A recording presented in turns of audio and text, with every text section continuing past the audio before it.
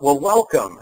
Today's topic is stale and underrepresented, reinvigorate your community. And we see as we travel around to so many different ecosystems around the country, we see a whole host of organizations challenged with this issue. And really today is about organizations or events that are already in motion, and that creates a particular challenge. So there's sort of that idea of building a community from scratch, almost like building a house from scratch. And then this topic is really about sort of that house that's already built, and how do we remodel it, how do we add to it, how do we grow it, and without causing irreparable harm to the foundation and all of those types of things. So really what we want to do here is create a situation where we can take a community that's already sort of in motion, and maybe it's been established for a few years or maybe even 100 or more years, and diversify it and add to it and make it more functional. And that's really our goal today, is to take a look at that topic and see what might be some of the best ways to navigate that territory. So we're excited that you're here with us. We are recording the webinar, so it will be available later as well, and certainly we'll share it with you. So just a quick little bit about me. My name is Bill Kenny, and I'm the founder of a company called Test My Pitch. We generally, over the last 2 years, have been going to somewhere around 150 pitch events a year, which is sort of a scary number to think of reflectively, but it has put us in a unique position to see all the efforts going on in community building throughout the U.S. and even get a view for what's going on internationally. We talk several times a week with people overseas who are building communities as well, and get some insight on all the best practices that are going on. So we really want to share that with you, and really encourage your questions, and very much look forward to conversations after as well to talk about specifics in your world. So the one disclaimer here is that what I'm going to share are things we've observed and some of the best practices we've seen, but there's no sort of probably not an ultimate solution for any one organization. And so it does undoubtedly take conversation and customization to any specific use case. And we certainly are glad to have those conversations, but I'm not sure that any 5-step process solves every sort of opportunity, and we certainly want to work very hard to help you sort of accomplish the goals that you have, and if we can help you tailor some of what we've learned to your situation, we'd love to do that. So let's hop into our topic here. So just to share with you, we're going to come back to these, but these are some of the questions that we've received in advance of the workshop, and we'll be getting these at the end, and it'll help to do it at the end because we'll have some of the context of the webinar that we can use to apply to these questions. So you will see this again. So really just looking at 4 sort of key agenda items today. We'll talk about a little of the background of this topic in community building. We'll talk about sort of the core challenges. We've developed a checklist for success, and it sort of has 5 key steps, and we'll review those in terms of, again, invigorating or reinvigorating a community and really driving the engagement that you envision. Then, of course, we'll get to your questions, and we've got a couple of neat summary things that we'll share with you as well. So this should be really good. Just in terms of background, if I can ask you to hold for a sec. Sorry about that. I really appreciate this. As I understand it, you may not be able to see my screen. I'm going to go on hold for a moment and see if I can fix this. All right, as I understand it, we're sharing the screen, so I apologize for that. Just so you see our agenda, I'm just going to go back really quick so you can see the previous slide. So this is our opening slide. We'll come forward to just a quick about slide. And then these are the questions that were posed. And again, we'll come back to these. Our agenda really quickly. And then now we're up to the background. And I apologize for that. Our service changed its interface a little bit, and I didn't realize that I needed to do something different. So anyway, whew, that's exciting. Okay, so let's hop into the background. So when we form our community, you know, we see this quite often as if there's a lot of excitement. We get a lot of people in the room. There is you know, some Herculean effort that goes on to get people into the audience, and it starts off really well. We've got, you know, just this great level of participation. And then as time progresses, there are a variety of things that can happen that can cause that excitement to devolve. It could be from a programming standpoint. It could be from a competitive standpoint. Maybe there are some other organizations that are competing for our audience. Whatever the case might be, but we see a beginning of a flatlining that certainly can cause challenges. And many of the questions we got really relate to this sort of evolution or devolution in terms of where a mature community can go if it's not necessarily built in the sort of proper structure and also maintained in maybe the best and positive way. So the challenges really kind of come down into a couple of areas. What we've seen anyway, this can manifest itself, this sort of devolution, in terms of having poor attendance to the event. There can be challenges in succession, and there can certainly be a lack of diversity, which is probably the thing that we see the most challenge, or the issue we see the most challenge with, ultimately that can contribute to poor attendance and succession challenges. So, and again, this is all building, so we'll come back to each of these topics. So, with poor attendance, so what contributes to that? So, what we've seen anyway, stale and out-of-date content is key. You know, sort of that we've always done it this way. Answer is particularly challenging. Certainly, the audiences we're trying to attract now have evolved. The modes of delivery and the modes of interaction have evolved, and how we develop and deliver our content needs to evolve as well. More often, though, what we've seen, maybe less of a challenge, is the out-of-date content, as is the late or limited outreach. And this can be particularly challenging. You know, most organizations today are operating on, you know, sort of limited staff, limited budgets, et cetera, and then that gets handicapped significantly because the outreach process is much later than it should be, and it's really much more limited in terms of who is getting a view of it than it should be. So in other words, the actual total potential audience may never see the opportunity to come to the event, or it may get to them far too late for them to react in an affirmative way. So the next, getting into a little more of this topic, is challenge succession. So the new leadership certainly at times comes in, and certainly succession should be something that is highly anticipated and planned for, but quite often people are thrown into roles for which they're not prepared.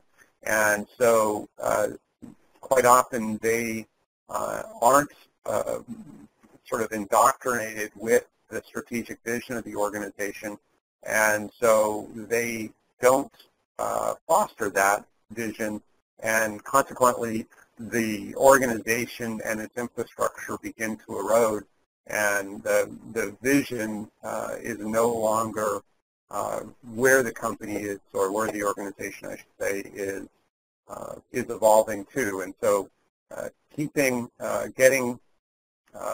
young leaders involved early in and often is a big part of the way to overcome this. And having a small and incomplete community can be a large part of this as well, because if you're limited in terms of who can potentially run the organization in the future, then unfortunately fewer choices doesn't make better choices. And so having a community and leadership that represent who you want in a community is really, really key. And so your leaders are generally going to be recruited from your community, and so making sure that your community represents who should be in leadership or who should be evolving towards leadership is very important. And then lack of diversity, and again, this tends to be the biggest issue and really the issue that is the linchpin to solving some of the other issues here. And this really stems from a challenge to create strong engagement, or even an effort to create engagement. And then, and this may be the biggest of all issues, is quite often inclusion for most organizations is an afterthought. And so, in other words, here's what happens. So this, the organization is, cranking along, and it's got its schedule and its agendas and its, its plan. And then once the sort of cake is fully cooked, then partners are sought, and this being particularly outreach and engagement type partners. And so, in other words, those partners end up, sort of being asked to market somebody else's event.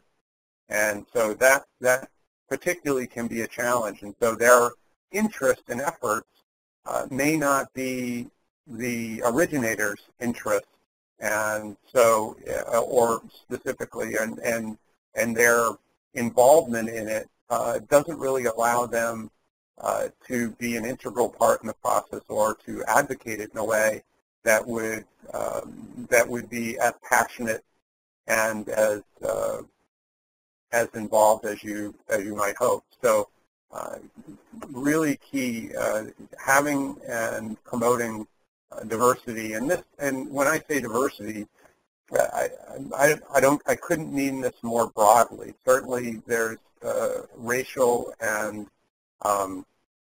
status diversity. There are gender diversity.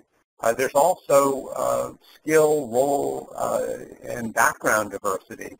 And so having sort of the broadest definition of that term is really important. And a community, the key of communities is really the idea that there's, a successful community creates interdependencies, not dependencies, and not necessarily complete independencies. A community is really the sum of its parts, and so how do you make that interrelatedness as powerful and as complete as it can be? It's certainly by having a diverse population. So here's what we see most organizations do, and they see this sort of flat line appearing. They'll change the formula, right? They'll mix things up a little bit. They may put some new ingredients in. We'll create a new event. We'll, do this, and a lot of this, for me anyway, kind of relates to rearranging the deck chairs in the Titanic.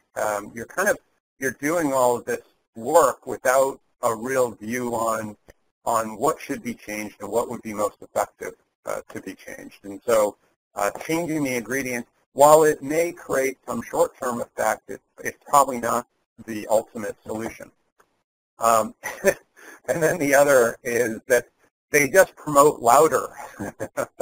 And this is actually kind of funny because, for anyone that's traveled to a foreign country, kind of the normal thing that you do when you're not understood, maybe you're at a restaurant or you're trying to get directions, and the person across from you who speaks a different language, and you're doing your best to use your sign language and communicate and whatnot, but when they don't understand you, the most normal thing that most of us do is we talk louder, and we think that saying the same thing louder somehow gets us, helps us be understood and helps us communicate in a way that people respond to. And I'm not sure that that's going to be the best step. So We would neither suggest the idea of just simply changing the ingredients or communicating louder to get the effect.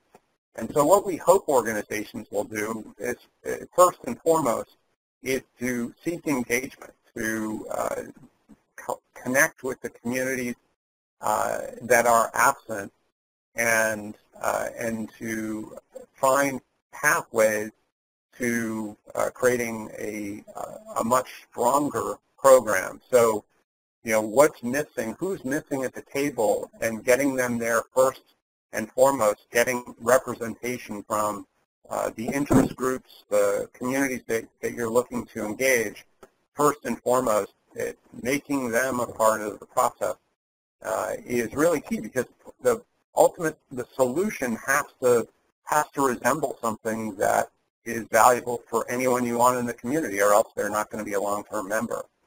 So here's what happens when we don't do this, many of us have either moved into someone else's home or apartment at some time in our life, or we've had someone else move into our home or apartment. And, what happens? What do? We say, oh, here's your drawer, and you can put some things here for when you're here, or, this is your room, and you can, make this up how you want and enjoy it. But ultimately, you're moving into someone else's home, and that never feels very comfortable. It's very difficult to feel like it's yours and to make it your own when you're in someone else's home. And so the real key here is looking at this is to keep from getting to a place where the people who are trying to engage in our community never think of it like their own, and consequently don't treat it like their own. So that idea that we're going to help someone move into our community, and if it's our community, they'll never care for it like it was their community. And so that will always create this kind of tension where there are dirty dishes in the sink. It will never be cared for correctly.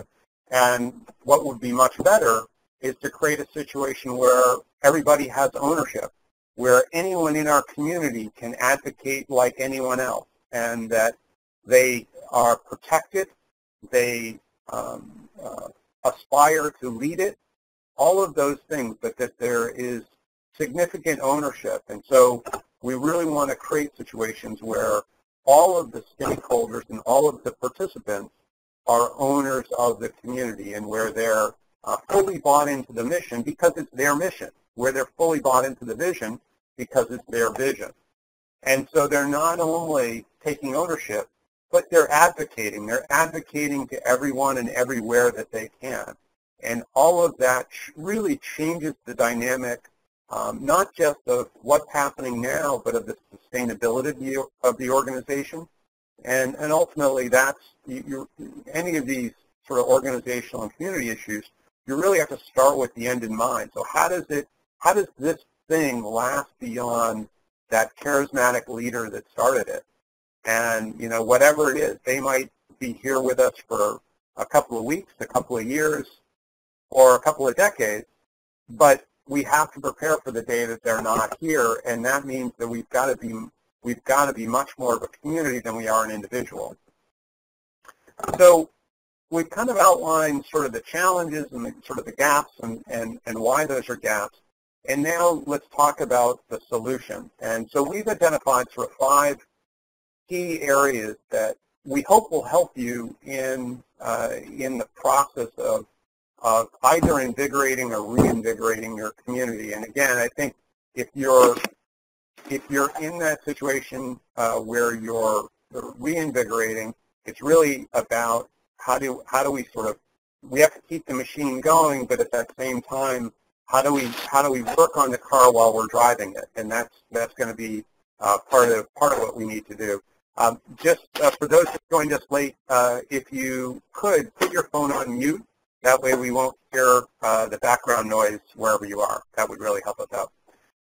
So let's hop on to our 5 steps here. So the first step is to create a formation vision. So the assumption here is that whatever individual or individuals are sort of saying we need to redevelop and reinvigorate our community, is that they need to call in or create get other people invested in, at least preliminarily, in a vision. And so the idea of a formation vision isn't necessarily that it's the final vision, but it's just enough of something to get people interested. And so it's that maybe that charismatic leader or that visionary, that individual who wants to make things different, wants to improve the situation, wants to build the community and make it bigger. They have to set some audacious goal or look at some audacious opportunity and at least set this sort of formation vision.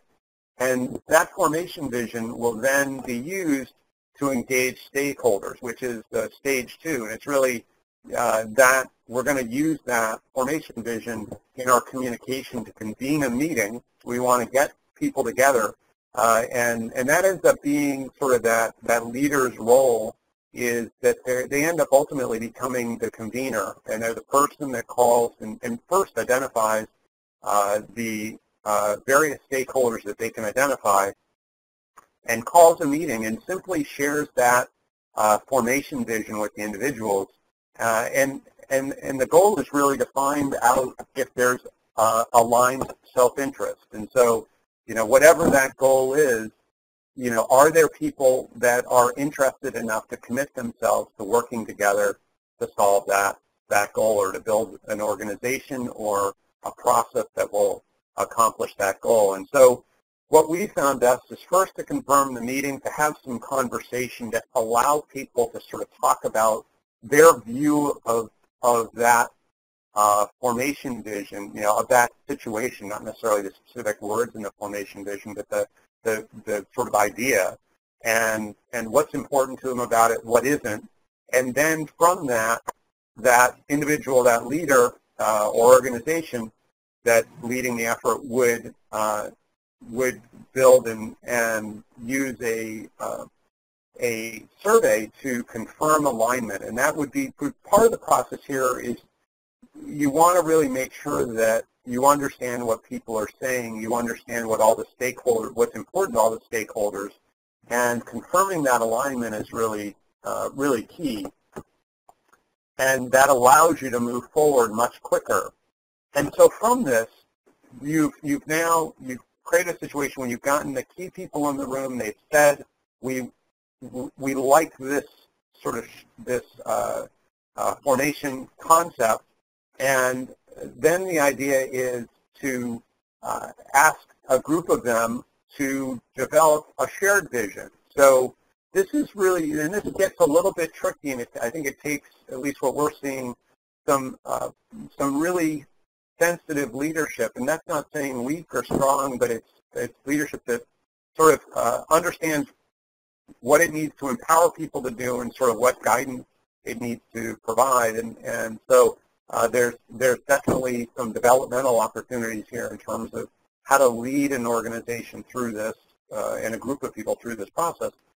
But ideally what happens is you get individuals to volunteer to help develop or draft a shared vision. And so you might call them the shared vision team. And just so there's we have sort of common definitions here. The way I define teams are that teams are temporary entities created to do something specific, and they dissolve when that thing is done. Committees are different. Committees are typically sort of long-term, and they change members over time, but they're really sort of over a functional area. And teams are really to essentially to get something done and then to move on, and then they're dissolved.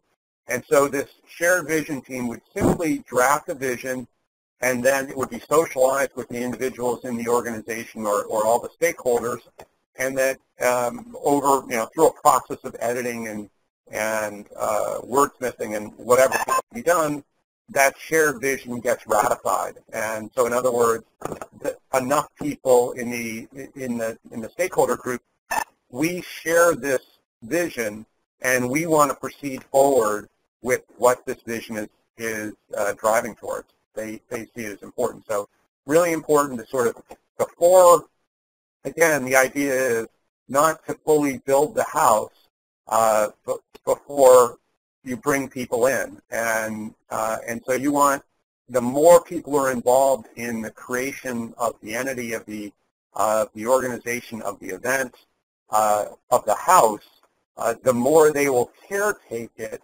and make it theirs over time. And that's really where community growth and development comes from, is that sense of ownership.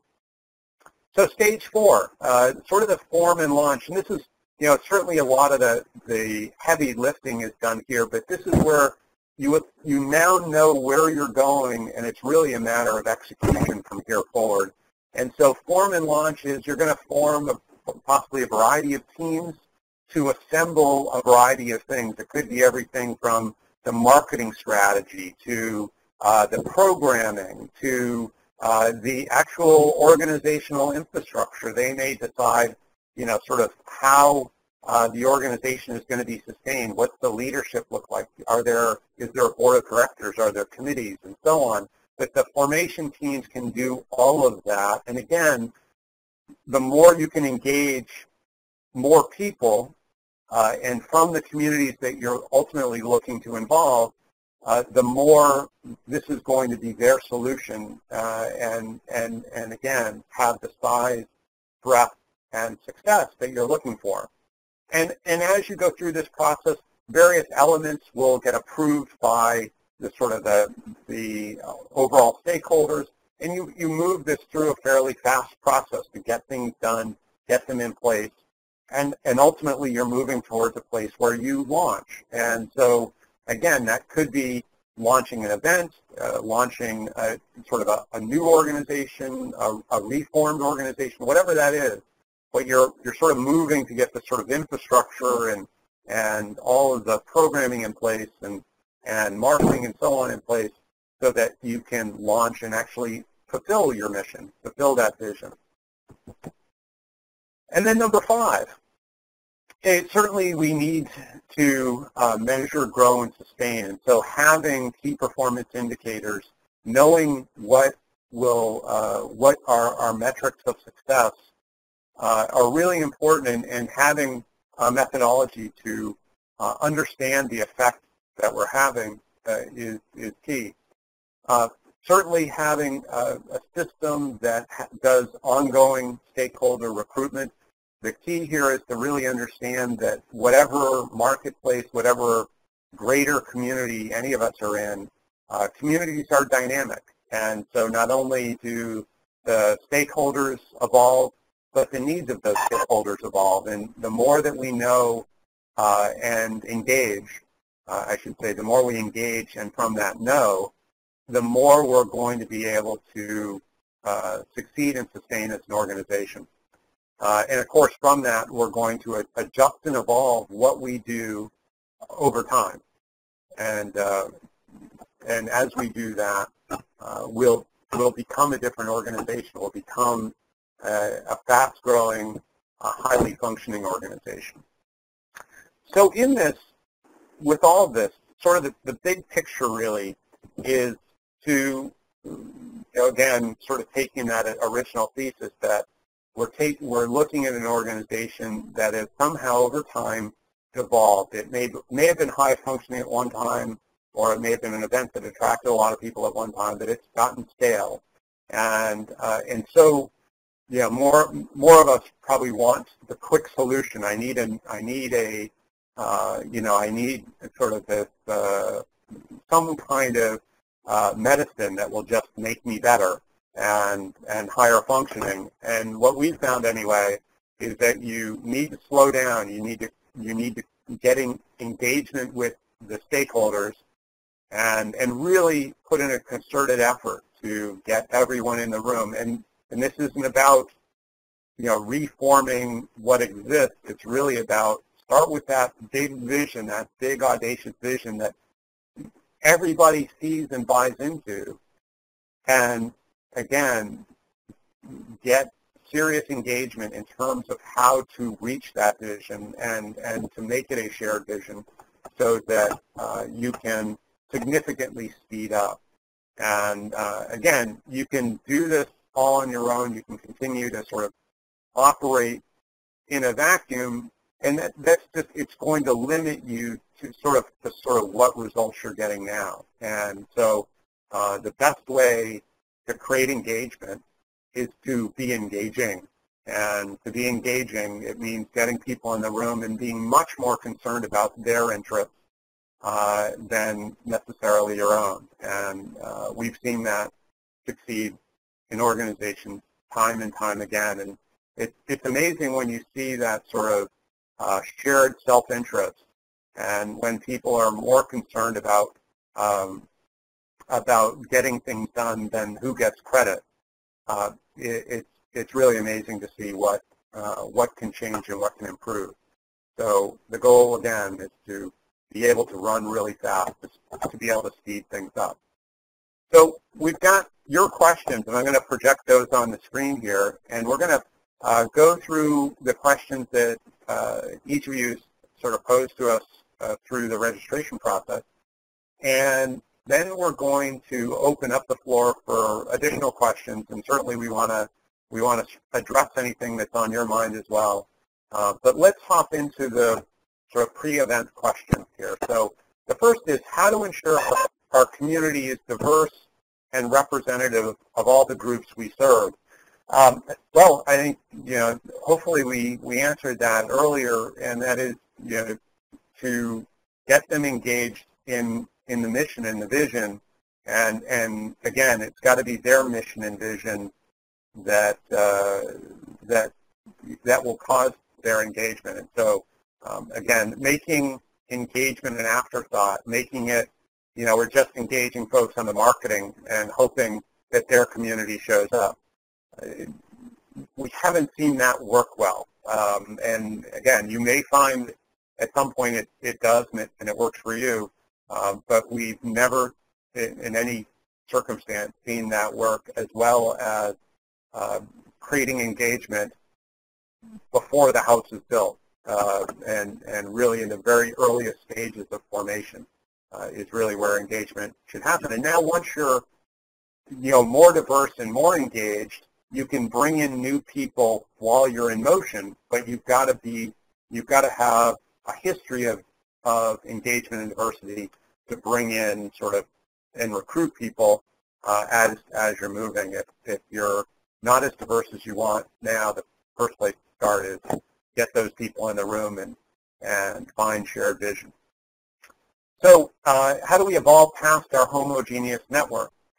Again, I think the idea is to identify who's not in the room, who would make you not homogeneous, and to invite their leadership, their organization heads and so on into the room to be a part of the process, the discovery process, to form something that serves everybody's goals. And this is a really, really important part. It's just that engagement. So how do we overcome low participation and create involvement? The more people own the results, the more they own the system and the programming, and the more they see opportunity for themselves in it, the more likely success is. It's funny, one of the examples I guess I'd share is we do a fair amount of work in the startup community, so startup businesses, small idea stage businesses. And so what we see quite often in those communities is the organizers tell us, gosh, we can get the business majors or the business people, the management, or the entrepreneur to show up easily. We can't get the creative people and the technical people. Maybe we can't get the engineers or the programmers or the creative folks to show up to events, and so they end up, again, doing sort of that afterthought marketing and engagement. Is we didn't have the engineers or their organizations and representation involved in the beginning, but by goodness, let's get them involved to somehow coerce their community to show up at our event. And that's generally not a good formula. A good reference you might want to look at if you haven't yet. Malcolm Gladwell wrote a book several years ago now called The Tipping Point, and it's really about how to understand networks. And he used a few terms in there. Mavens was one of them, but ultimately what you're trying to do is identify the mavens who lead your various communities, the communities that you're looking to engage into your sort of ultimate community. But you want to identify those people, both the formal leadership and the informal leaders. So it may be, sort of organizational leaders, or it may be participants who have leadership, either actual leadership roles or those that have sort of, by default, leadership roles. And their engagement will significantly change the trajectory you're on, and again, engagement from the beginning. So how do we nurture community appropriately? That should go through the network. That should be all driven through the people who have become advocates and helping them promote the vision, the mission, the activities of the organization are key. Marketing is really about a variety of impressions, and if it's one impression coming from one source, it's not nearly as powerful as a variety of impressions coming from a variety of sources. And so we're all going to respond differently and at a different time. And so it's really about how do we do that. So engage enterprise. I love this question, and I actually really like all the questions, but this one in particular, we're actually working on a statewide effort right now to engage enterprise and to create pathways between enterprise organizations or corporations or large employers, large consumers, and the small business / entrepreneur community. And so this is a very timely question for me anyway. And so the way we're addressing this simply is to get enterprise into the room. They are a stakeholder, a critical stakeholder. In fact, the whole vision for what this is doing fails if enterprise isn't engaged. So it's paramount. And so our process, first and foremost, is to get them into the room for conversation. We're actually going through a formal surveying process to learn from the people who aren't yet in the room, those enterprise organizations who aren't yet in the room, to learn from them what's challenging them, where they see opportunities, what their goals, what their visions are, and then we'll come back to them with some type of formation vision, some type of, ideally, language that entices them enough to get them in the room to actually help us form something that's meaningful and is long-lasting in terms of the effect that it can create. But I think first and foremost is to begin the process of engagement and discovery, really learning their viewpoint, and then delivering to them something that allows them to at least come to a meeting, get their foot in the door, and then from there, it's really about evolving alignment and finding that aligned self-interest, and sort of moving in the direction of the things we've already talked about. But enterprise is for a lot of organizations is what's missing, and the challenge is, more often than not, in the organizations that are trying to engage enterprise, is they're going to enterprise to fundraise. They're going to enterprise for sponsorships and so on. And that's totally different than going to enterprise to help them solve problems and to help them fulfill their mission and vision. And consequently, the level of engagement and interest should be, and we expect to be, totally different. And I think it's a lot different when you ask someone for money than you find out how you can help them. And that's really what engagement is. How do you get people involved and give them the tools and and capabilities that they're seeking. So the next question: how to convince folks that engaged communities can be built? I don't know. I guess to me, the way I read this question is it makes me think of the adoption curve. And so in any product, any service release, there are going to be people who are early adopters. Those are the people that when the new iPhone comes out, they're the ones that camp out in front of the Apple Store to get it. They have to be the first. They may not even use it, but they have to carry it because it shows that they're an early adopter, that they're on the bleeding edge of technology. And then there are those, if you go to the other side of the adoption curve, there are those that are called laggards. And I'm not sure I have the perfect answer here, but I guess what I've learned over time is not necessarily to ignore the laggards, but not to spend a lot of time with the laggards, especially early on, but to really spend most of the time, or a lion's share of time, with the early adopters and the sort of the rest of the curve, but definitely not so much, and not get distracted by the laggards. There are always going to be people that aren't ready yet, and who you really want to work with are those that, again, have that common vision, have those shared goals, and that are ready to act on them and ready to execute. Others will join as you go, and that's why you want to have a continuing engagement process to bring additional stakeholders in. But get the people that are ready to move now, and that it's that what you're doing or what you're interested in doing is core to what they want to do. So another question was, how do we find coworkers in a region that doesn't know what co-working is? I guess in my mind that sounds like an education opportunity. It sounds like getting people in, and certainly finding the people who are co-workers to be advocates, to help them, to use them as much as you can to advocate and inform, again, changing up, expanding the number of voices that are evangelizing what the opportunity is. So it's at least what I know about co-working, it's partly intellectual and it's partly emotional. In other words, intellectually, you need to understand what the opportunity is, but a big part of the value proposition for co-working is also emotional, so it's experiential.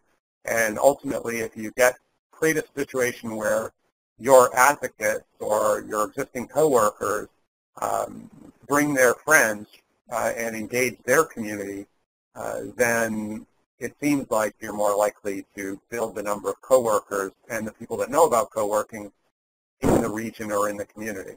So just a thought. Hopefully that works. And again, happy to talk offline more about any specifics. So next one, how to create communities in cycles that are constantly changing? Yeah, so the more invested you are in driving engagement and diversity, the more you're going to be able to navigate and be nimble for the evolution that every community goes through. There's no sort of stasis for communities. They're always in motion. They're dynamic. And the challenge is if you're not representative of the community, in other words, you're not diverse, then you won't anticipate the evolution that needs to happen. And again, just to redefine or define again how we're using diversity, this is certainly racial orientation, it's gender, but it's also, and this is an area probably we less think of, but it's also role and education, it's backgrounds, it's skill sets, and so on. We need to have balanced communities in order to be high-functioning communities. And so we cannot be balanced and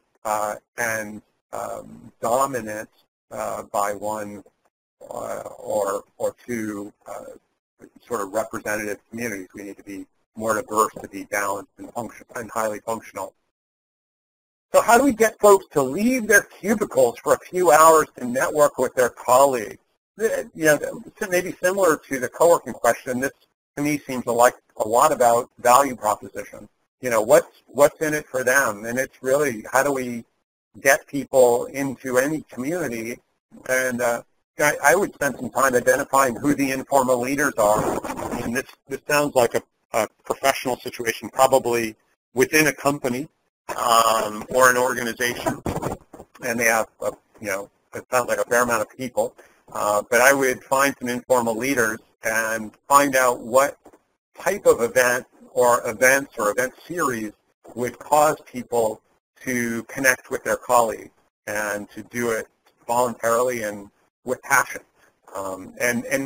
You may find that it's a combination of things. It's not just what the event is, but it's how well prepared people are for such occasions. So having run actually several networking organizations and actually had a business based on networking for many years, I can tell you that there are probably a few things that keep people from interest. It may be that they don't see the value proposition in connecting with their peers or coworkers and so on, but it also may be their utter discomfort with talking about themselves, or that idea of self-introduction, or of what will they say to other people, how do they engage people. And so there may be not just a value proposition issue, in other words, what's in it for them, but there may also be an education issue in terms of developing communication skills in a way that people really seek out those opportunities, and not only that, but are effective in those opportunities and can communicate and create relationships in a way that is much stronger and meaningful, much more meaningful to the organization. And I believe the last question here, how do we find out what other groups are doing in our region or in the region? I think the best way is to reach out to other groups. I don't know that there's any oracle or any central source in most communities. I can tell you what we're doing in Connecticut. We're actually leading an effort to actually create a community calendar for all the entrepreneurial event organizations, so all the accelerators, incubators, universities, economic development organizations that run entrepreneur-facing events. We actually have developed a central calendar where organizations are posting their events, and we do a monthly meeting to get all the event hosts together. And so that's that, and we have a LinkedIn community now built on that. And the whole goal is not just that we identify what events entrepreneurs, what are available for entrepreneurs in the community, but so that planners and organizers can build relationships with each other, can have a view on what events each other is doing to find ways to collaborate or minimize competition that may be going on either for date or topic or audience. And so that knowledge, the goal of sort of putting that data, that information in one place is really to make and to help exactly what this question is addressing, and that is to help all the entities that are potentially collaborating, help them really get a view of what each other is doing and find pathways to collaborate. So that's either, if something like that is going on in your region, that may be available. But if it's not, you could be the one that convenes the meeting to start it. And I can tell you we started ours not quite a year ago. It was last August. And we now have 29 organizations whose calendars are synchronizing to a central calendar. We found a free tool that actually aggregates their information into this central website, this central page. And so it actually brings in, if they use Meetup or Eventbrite or iCal or any of the calendar tools, it actually brings their information into the central calendar. And this central calendar actually has a tool that allows people to create widgets so that that central calendar can be displayed on any other website. So a lot of our partner organizations are now promoting the central calendar as well as their own specific calendar so that their community knows what's going on outside of their efforts. And so what we end up with is a huge cooperative marketing opportunity And again, ultimately, that individuals are going to events that much better serve them and in effect, the marketplace. So, but to answer that specifically may be difficult, but hopefully what we talked about at least gives you some ideas of ways to proceed. So, let's hop into any other questions. Are there any other questions that anyone has? And if you want, just unmute your mic and ask a question, and we'll do our best to respond to it.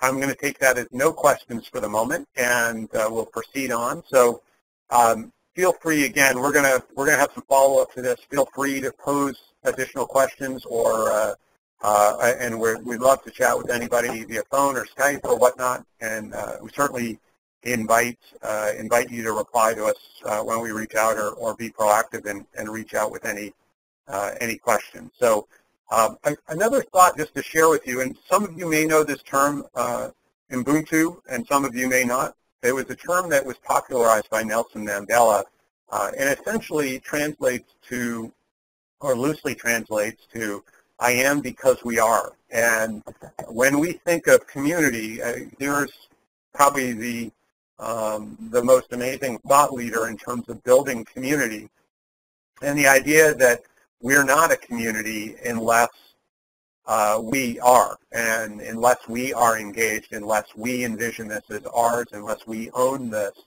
unless this is our product, then we are not a community. And the more that we are, the stronger our community is. And so, this can extend in a lot of different ways, but that's the essence of really what we've been endeavoring to convey today. So within the next few days, you'll see from us, we're going to share with you this is a new product of ours. It's not for sale. It's something we share freely. But we've built a community building checklist. I'm sorry, I can't communicate, but we built a community building checklist, and it really goes into in much more detail the 5 elements that we went through today in terms of solving the problem. Again, this is a new document for us. We would love your feedback on it. You'll be the first ones receiving this. And so please share your thoughts, positive or negative, constructive or otherwise. We certainly would appreciate any feedback. So again, we'll share that with you in the next couple of days, probably I would say roughly by Monday, and then we'll also share this webinar recording to you. So this is being recorded now, and we'll share this with you. So if you want to share it with others or view it again, you can do that.